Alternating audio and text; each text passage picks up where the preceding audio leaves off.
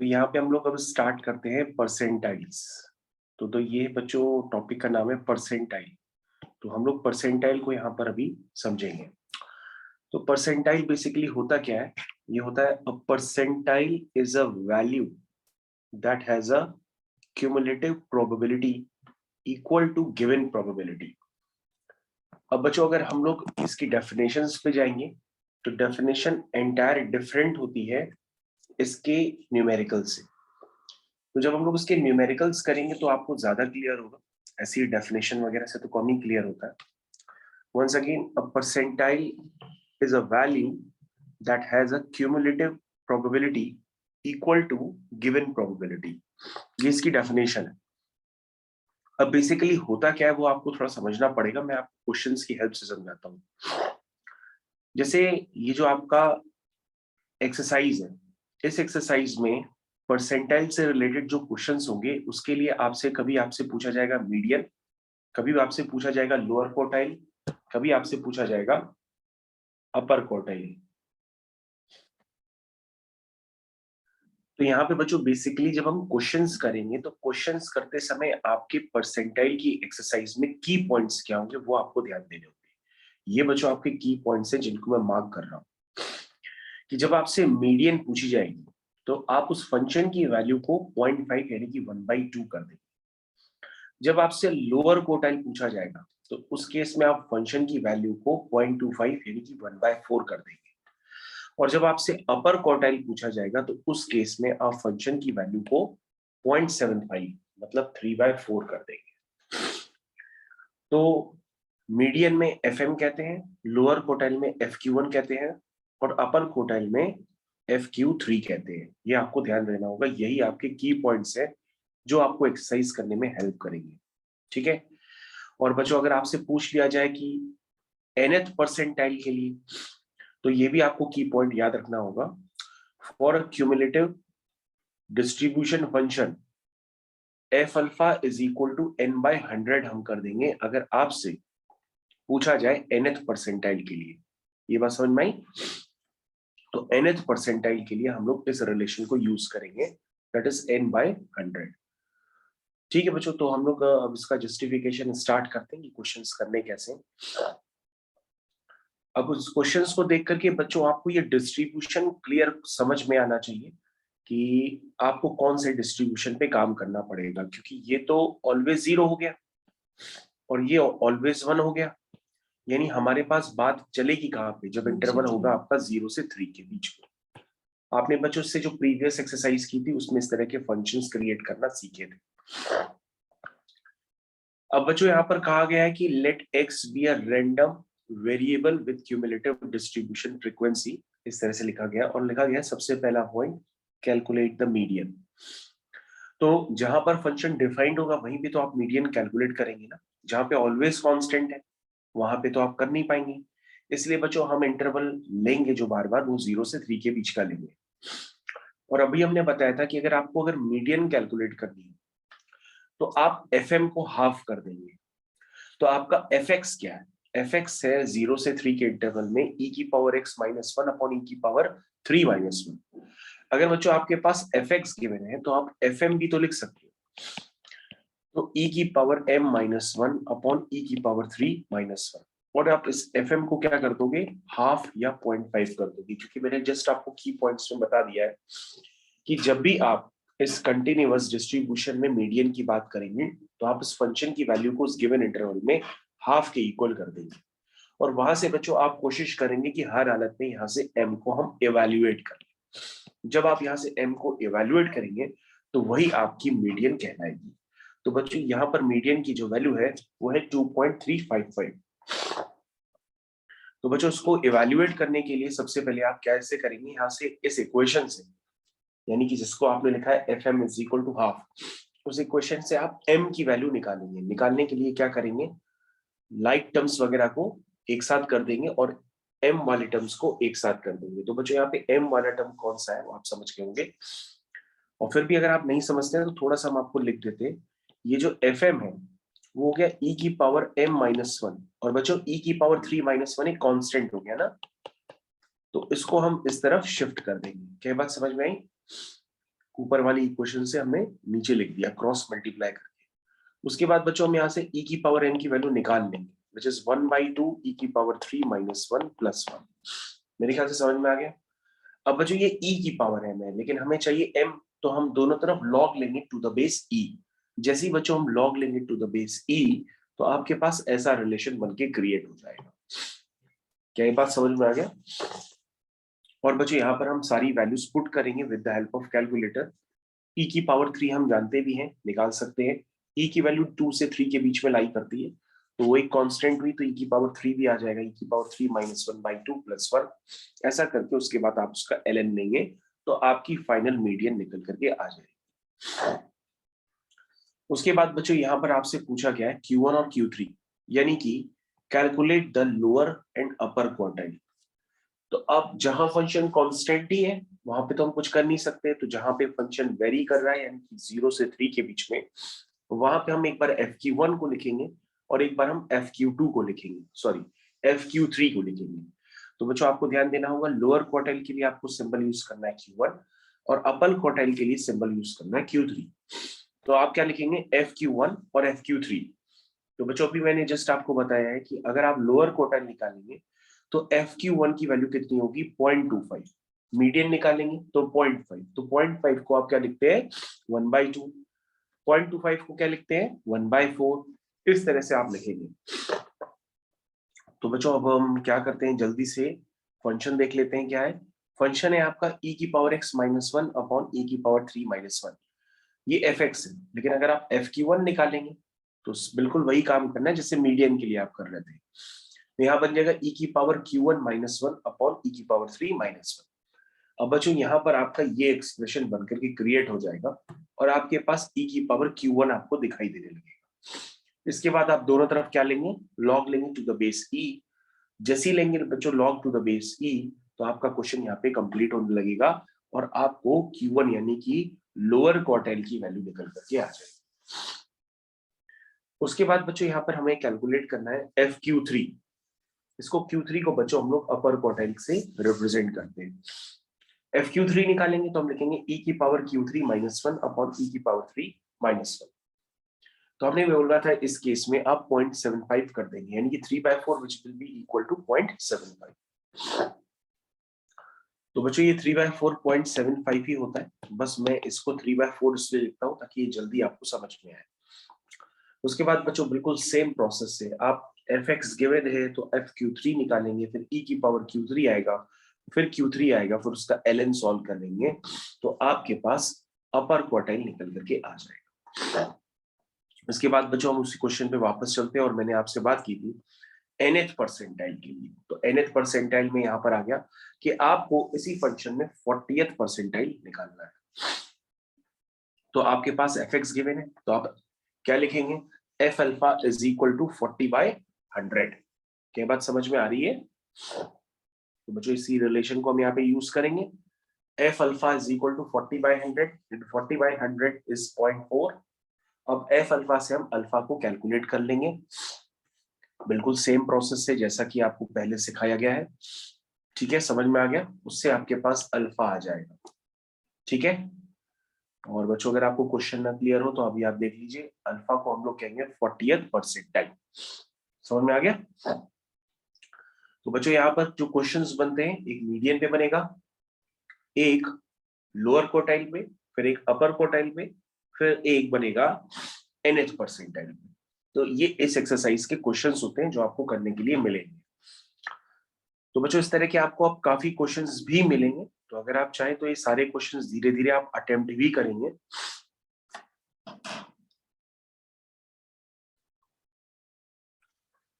तो बच्चों अभी हम लोगों ने इस वर्क एग्जाम्पल 8.5 में ये सीखा कि हम किस तरह से अपर quartile, lower quartile, median, nth percentile को कैलकुलेट करते हैं। अब हम फर्दर आगे बढ़ रहे हैं और हमारे पास है वर्क एग्जाम्पल 8.6। तो 8.6 में हम क्या करने वाले हैं वो पहले देखिए, उसका की पॉइंट मैं आपको बताता हूँ धीरे धीरे करके। सबसे पहले क्वेश्चन पढ़िए क्या लिखा है। उसमें लिखा है let x be a continuous random variable with probability density function. तो बच्चों यहां पर आपके पास इससे पहले जो था वो था क्यूमुलेटिव डिस्ट्रीब्यूशन फंक्शन, यानी कि सीडीएफ की हेल्प से आपने मीडियन, क्वार्टाइल्स वगैरह, nth परसेंटाइल वगैरह निकाले। लेकिन बच्चों अब ये सीडीएफ नहीं है, अब ये पीडीएफ है। क्या है? पीडीएफ। तो आप पीडीएफ की हेल्प से ये सब काम कैसे करेंगे वो भी आपको देखना है। तो पहले हम क्वेश्चन पढ़ते हैं।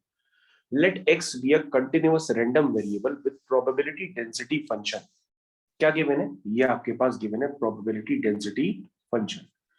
और उसके बाद जो नीचे लिखा हुआ है अदरवाइज, उसमें ये जीरो है, तो हम उस पर कोई ध्यान ही नहीं देंगे क्योंकि वो बाकी जगह डिफाइंड है लेकिन उसकी वैल्यू जीरो है। तो हम जीरो के साथ तो कुछ डिस्टर्बेंस कर नहीं पाएंगे क्योंकि वहां पे वो कांस्टेंट हो गया। ओके, तो हम क्या करेंगे? कह रहा है कि शो करिए कि मीडियन जो होगी वो यहाँ पर 1.52 आ सकती है, तो हम मीडियन निकालने की कोशिश करेंगे।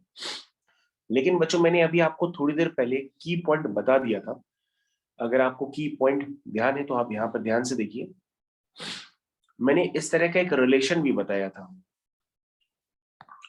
कि मीडियन के लिए हम क्या करते हैं, मीडियन के लिए हम जो वैल्यू होती है उसको 1/2 के इक्वल कर देते हैं। तो बच्चों वही वही काम आपको ऐसा ही करना है यहाँ पे। तो सबसे पहले हम क्या करेंगे? There are two methods we can use to solve this. First we can find f x and equate to 0.5. Second, we could build this value into the terms of limit for integration. तो बच्चों first method ही कर लेते हैं।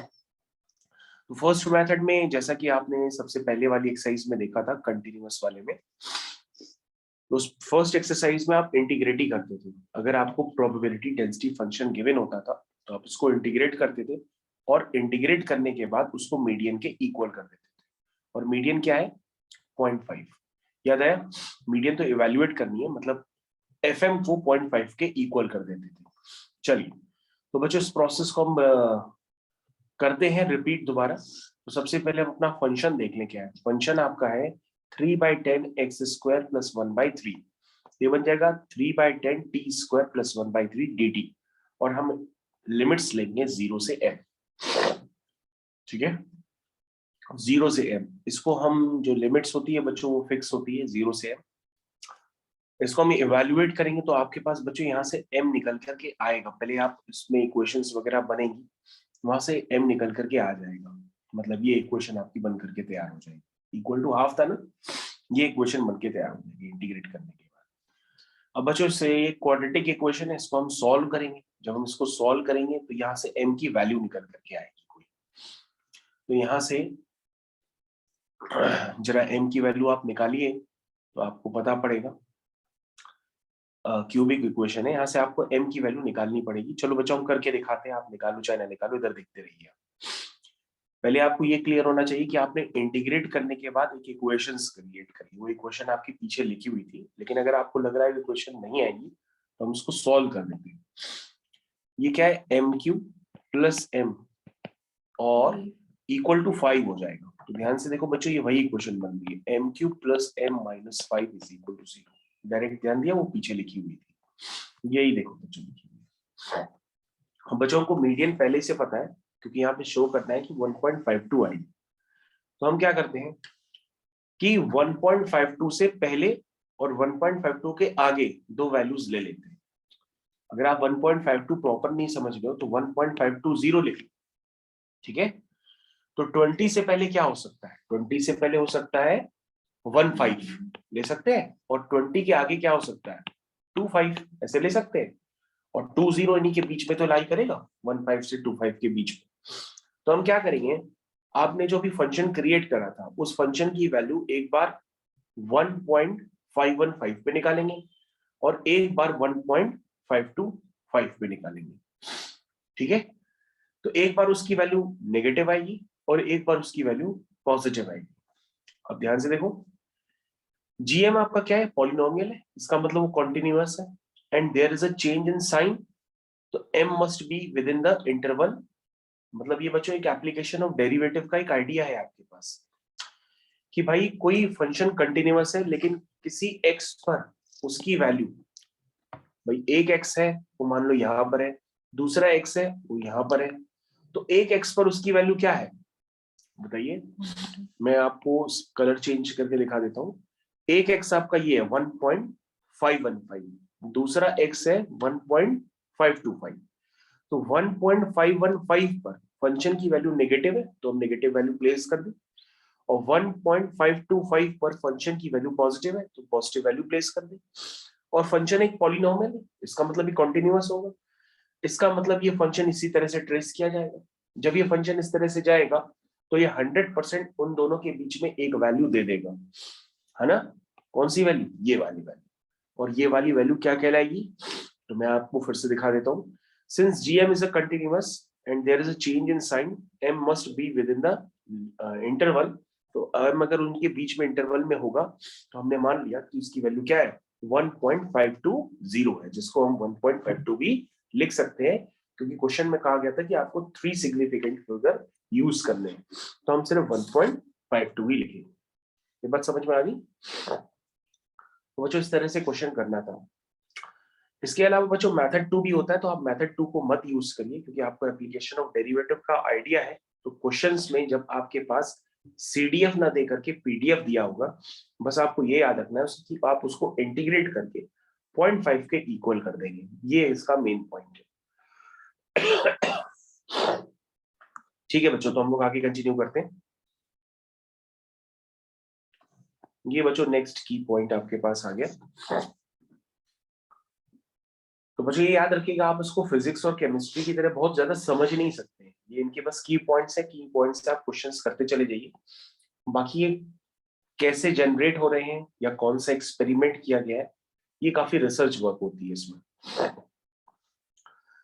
तो सबसे पहले बच्चों next हमारे पास की पॉइंट है 8.9।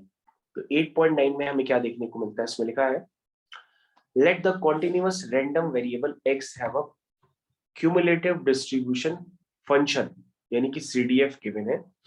फिर से रिपीट कर देते हैं, let the continuous random variable x have a cumulative distribution function fx, the probability density function as, ये लिखा हुआ है।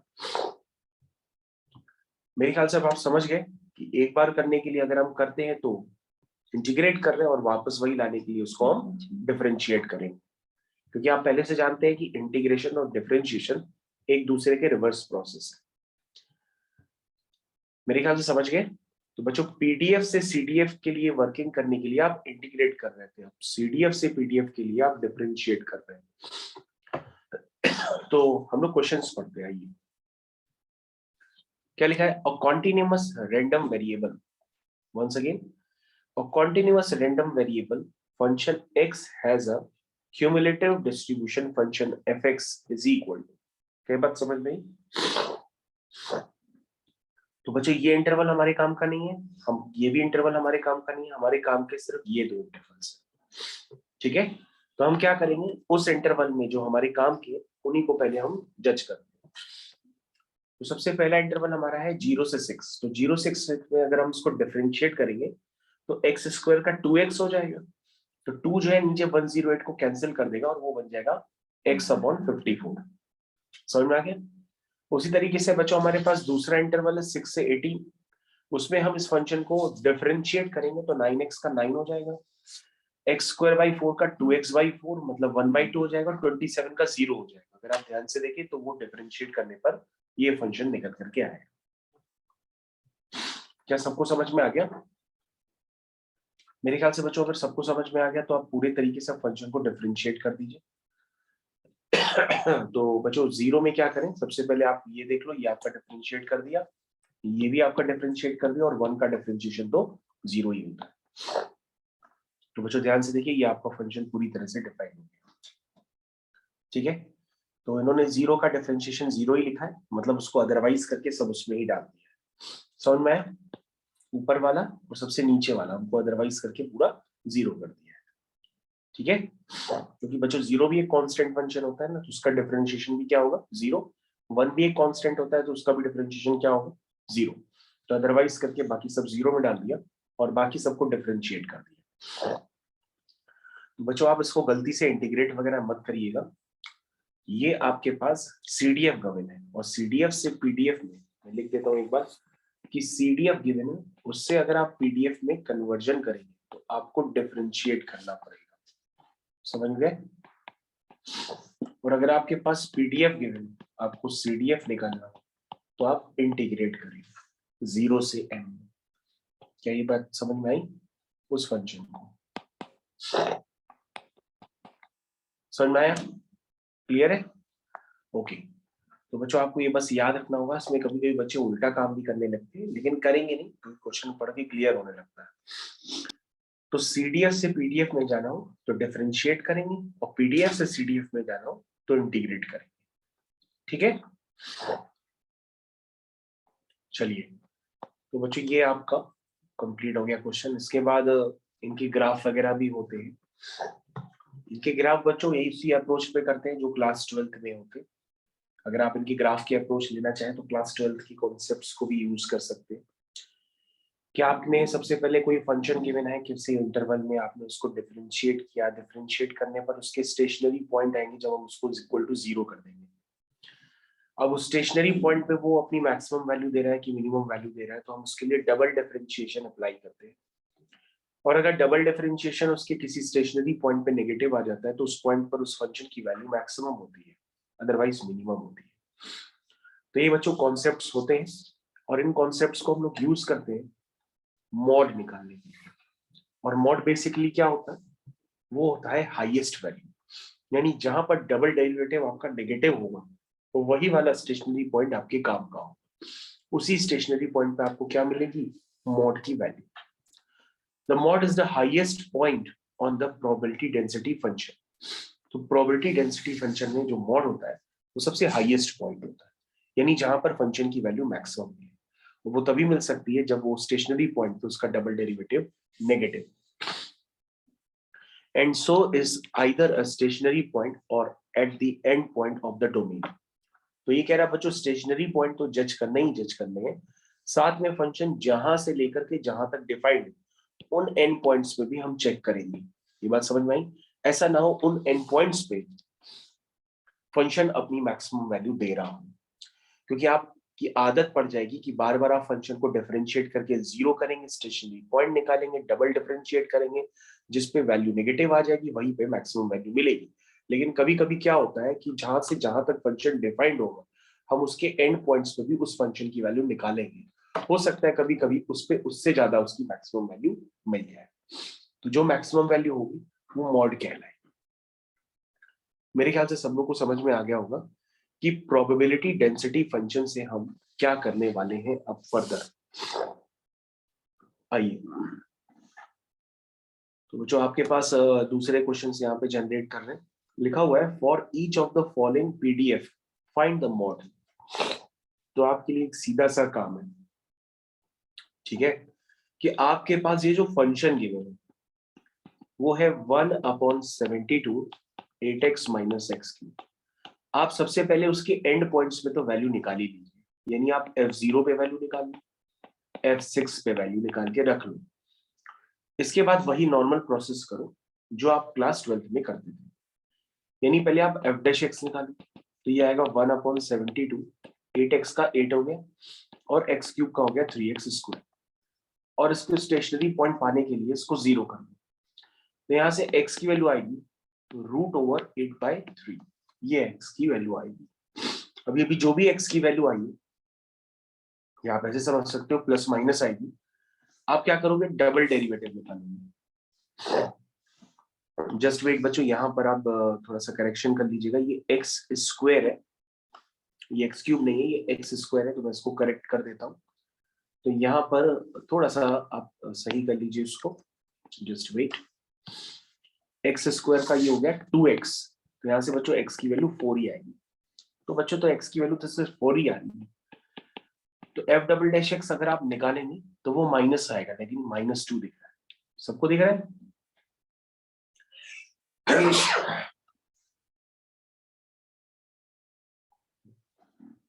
तो बच्चों f डबल डैश x आपको कैसा दिख रहा है? नेगेटिव दिख रहा है। अगर f डबल डैश x अगर आपको नेगेटिव दिख रहा है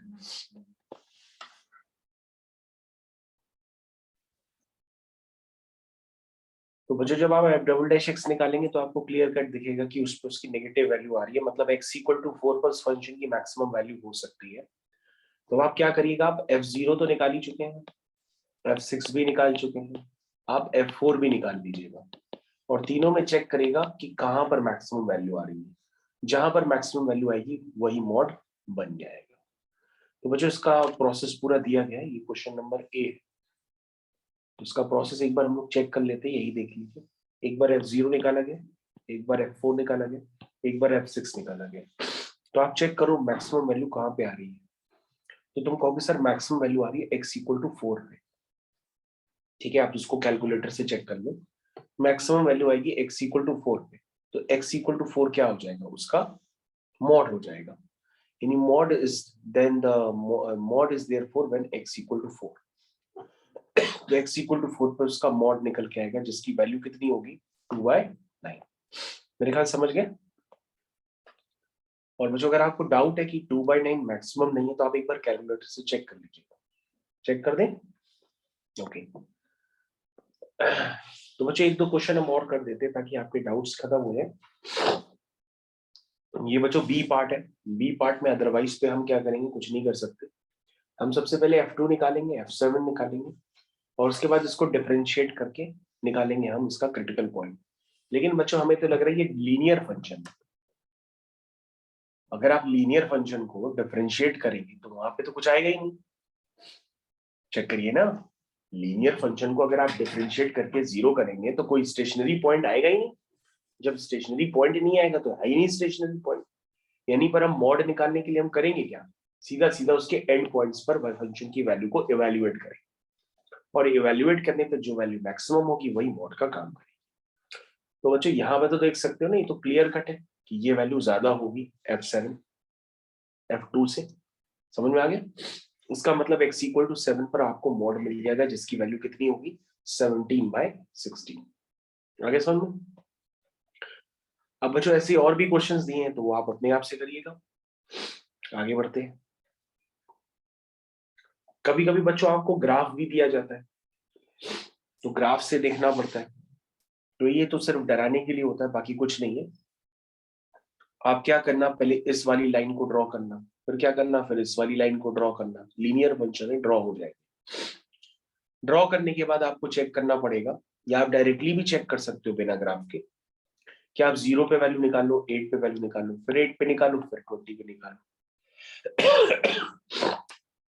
ऊपर बच्चों ध्यान दीजिएगा 8 इंक्लूडेड नहीं है, 8 नीचे इंक्लूडेड है। तो ऊपर आप x=0 पर ये वाला ऊपर वाला फंक्शन लेंगे और x=8 पे और x=20 पे नीचे वाला फंक्शन लेंगे। ऐसा करेंगे तो आपका समझ में आने लगेगा डायरेक्टली कि कहां पर मैक्सिमम वैल्यू आ रही है। और अगर आपके पास इसका ग्राफ हो तो ग्राफ भी देख सकते हैं। तो 0 से 8 के बीच में ये ग्राफ है, ठीक है। 8 से 20 के बीच में ये ग्राफ है। तो ये फंक्शन डिसकंटिन्यूअस है क्योंकि 8 पे ये ऊपर से एक्सक्लूड हो गया था, ठीक है। तो ध्यान से देखिएगा, तो नीचे वाला 8 पॉइंट है, ऊपर वाला नहीं है, ऊपर वाले पे इक्वलिटी नहीं है। तो 8 पर बेसिकली जब आप यहां से वैल्यू देखेंगे तो वैल्यू कौन सी आ रही है, ये वाली आ रही है। समझ में आया? बच्चों नीचे वाला 8 पे वैल्यू नहीं दे रहा है क्योंकि वहां पे वो डिसकंटिन्यूअस है। ऊपर वाला नीचे वाला ऊपर वाला डिसकंटिन्यूअस है, नीचे वाला इंक्लूडेड है। तो नीचे वाला पॉइंट हम लेंगे, ठीक है। अब आपका मन, ये तो लीनियर फंक्शन है ना, अगर आप ना सब भी समझ पाए तो मैं ऐसे बता देता हूँ। ये y=mx वाली लाइन है तो ये 100% straight line passing through origin होगी। और ये बच्चों y=mx+c वाली लाइन है तो उसका स्लोप तो नेगेटिव है ना। तो जब स्लोप नेगेटिव होगा तो ये ऑब्ट्यूज एंगल ही तो बनाएंगी। तो इस तरह से आप बना सकते हो, ठीक है। तो बच्चों ग्राफ से भी डिस्टर्बेंस किया जाता है। उसके बाद ये आपकी बच्चों एक्सरसाइज चालू होगी, इसका नाम है 8B। इसको आपको करना पड़ेगा, तो आप इसको करेंगे फिर मेरे साथ डिस्कस करेंगे। Thank you.